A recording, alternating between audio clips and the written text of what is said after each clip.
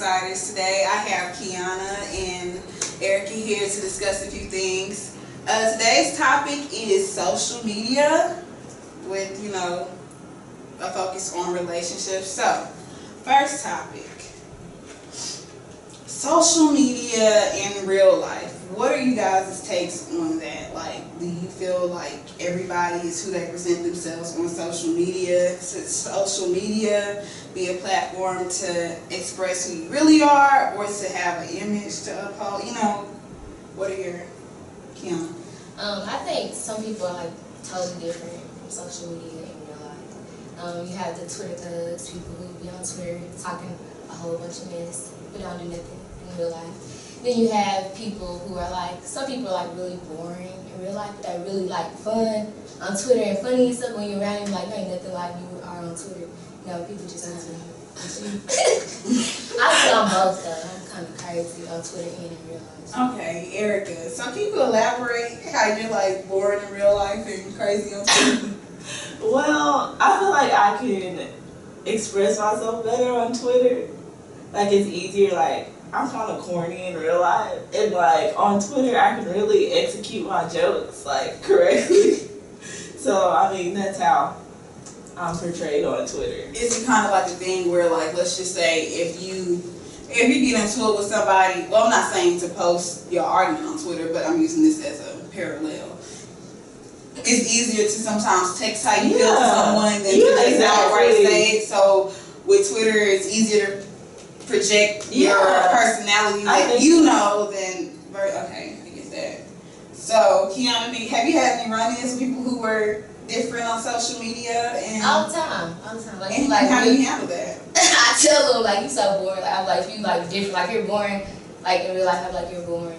Like, you so much fun on Twitter, or you're like this on Twitter, but you're like this in real life. Like, I don't really have a problem with some people saying that. I mean, I agree to an extent. I know, like, I'm the same on and off social media, and I get a lot of slack for it. It's a lot of people who tell me that I should tone down who I am on social media, but I'm like, I can't tone down who I am in real life.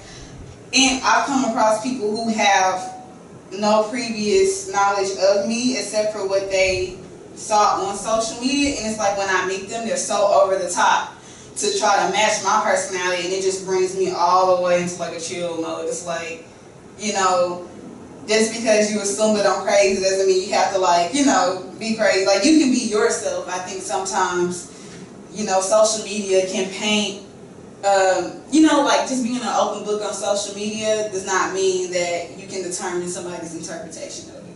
I agree. So, what's a post on social media if you're in a relationship?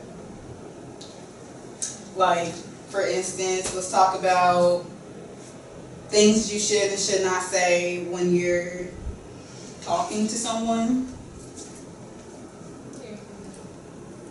First of all, I just think there's like a sense of respect. Like, if you're talking to somebody, I know if you're not exclusive, but I don't feel like you should be like in her mentions, like, saying, or sliding in her DMs. Like, no. So you're saying, like, if I'm not in an exclusive relationship with somebody, I can't be in somebody else's DMs? I mean, you can, but like, as far as like in somebody's mentions and stuff, I feel like you kind of have like a sense of respect for that other person personally. And don't be on Instagram putting heart eyes on yeah. Like, that's really disrespectful to me. Like, don't do that. And like, this is for talking. So what you guys determine, or what's your definition of talking?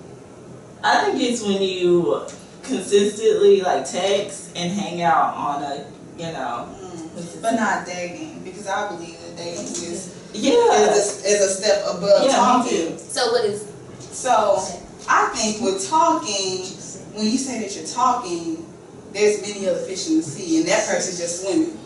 So they have no obligation to come swim near you. They are, but you have to bring it into perspective. Like, when you're talking to someone, you have to be understanding if they talk to other people. This isn't an exclusive relationship. You talk to people to produce an exclusive relationship. Like, I don't think you should be on Twitter like if B words give money, but at the same time, I don't think that they should just segment themselves, like, separate themselves from everybody else and not, kind of, swing a But little if way. you're talking, aren't you kind of like talking to like to date and Yeah. to be exclusive? Shouldn't you like start off with respecting one another? I mean, yes, I do agree, but that's kind of like saying, okay, if we're talking to eventually get exclusive, so we have to act exclusive. That doesn't make sense.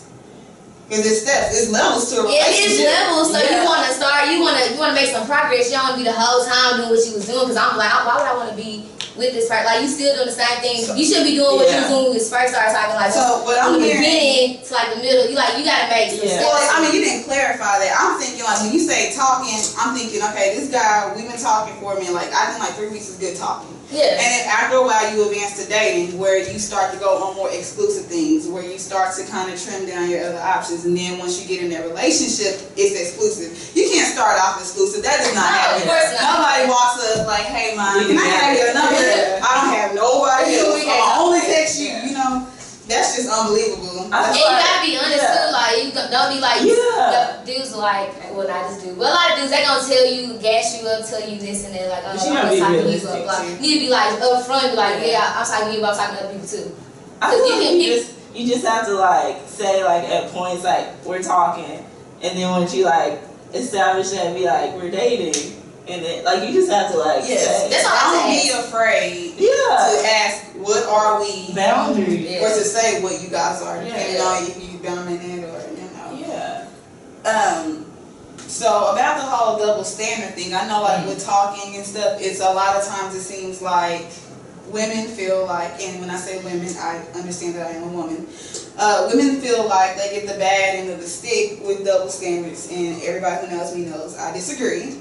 But what do you guys feel about that? As far as dating, anything that has a double standard? I think being called a whore, women get labeled whores for having multiple sex partners by men who are having multiple sex partners. And once you label someone, you become their equal. So if men are out here, they're calling these females whores, but at the same time, they're out here messing with these whores. So, but they, like, men are like more, like, they get like praise for having multiple females, but girls, if she goes out and do it, because women like to have sex too. Like, I'm sure of it. Like, it's not men to just like have sex. And if you want to have sex with multiple people, as long as you're like using protection and stuff, you should be able to do whatever you want to do, male or female. Okay, and how do you feel about it? I mean, like, I understand. I feel like that's just the way our society is, like, made up. So I just feel like, who cares if people think, if you're a whore or not. Like, if you're a whore, just why when the subject of double standards is always brought up, like the first thing that women jump on is the sexual aspect. Like, double standards are so much wider than that. That's true. From the time that we're born, girls are given pink stuff, dolls, doll houses.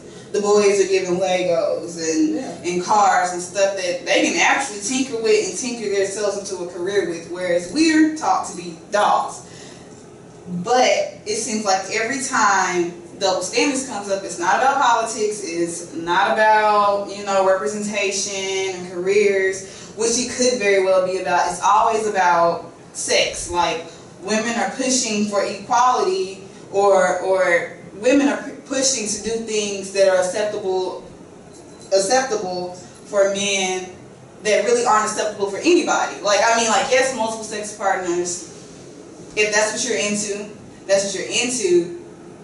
as long as it's safe, but it's like, that's frowned upon in men too. It's less frowned upon, and depending on what age you are, I guess men might be kind of like, good job, go out. Because boys, ever since puberty, boys are a lot more freedom than the female counterparts. So why is it that when it comes to double standards, women are okay with the good part, not having to pay for, the majority of the dates, and not having to be the pursuer, not having to leather jacket out in the puddle, like back in the olden days, where, women walk over the jacket in the puddle, not having to pick the girl up and take her so-and-so for the date. you know, men are looked at if they live with their mom and they don't drive their own car and they don't foot their own bills as broke. But when a girl does it, it's okay. Like, nobody looks down at me because I stay in my dad's house this summer. Nobody cares. But, you know, you wouldn't go visit the guy at his mom's house. You're like, you still live with your mama? I wouldn't do that. It don't matter if you're male or female. Like, it depends on what you're trying to do. Like, if you just stay at home with your parents and you ain't doing nothing, then they look bad whether you're a male or a female. Like, I don't care what you are. I don't, like, and like with the whole paying for dates and stuff, like, I'll pay for a day, I'll come scoop you up, whatever. You still pay for a date? I will. I will split the bill with you. So you will go, what's it called, Dutch? You will go Dutch every day up until you guys, and then afterwards, when you're married, I'm talking about when marriage comes. So the man is expected to pay. No, we can pay. You can pay one time, I'll pay the next time. I've done it. You'll go Dutch every time. You can pay for food, I'll pay for dinner. Yeah. And Erica, you obviously disagree. It's gonna be different for me because I got my own take on it. I feel like you can do like a give and take, but you know. But then you gotta see what I'm asking. Yeah, it's like the only part of the double standard that bothers women is not the things that should bother them, like, you know, salary inequality and how hard it is for a woman to run a country, that, like how hard it is projected. But like with our age group, that's like a big stigma. Like females being in college, that's what's you get like my freshman year they had a whole list. It was all females, no males on there. And how do you think those girls felt? And just because they're females, they got labeled as hoes, and they're the only ones on there. Like this, I'm just saying with our age group, then that's a bad stigma. Like you don't want anybody to view you that way, no matter if you're doing that or not. I agree. I don't have a rebuttal for it, but I just think that with some benefits, if you reap some benefits, you can't pick and choose what, you can't pick and choose what part of the double standard that you're going to play into. You can't say, well, I want a man to be the provider, this and do that, because, what is it called? But men do it too. Men think. What is it called when it's a male-dominated society? It starts with a P. But you can't, like, when you get into, like, a man taking care or a man being a provider, you have to go by the rest of the rules, which is like women aren't supposed to go out and, I guess, have as much sexual fun. I don't think anybody should go out and have as much sexual fun, but I think if that's what you want to do, then do. I think that you're an adult, and just as long as you use protection, you ain't out here spreading STDs or whatever else you got going on. As long as you being an adult about it, you should be able to do whatever you want to do. Yeah. Well, thank you guys for tuning in today. Again, I am Blair. This is Keuana, Erica. Do you guys have anything to say as a wrap up? Thank you for tuning in.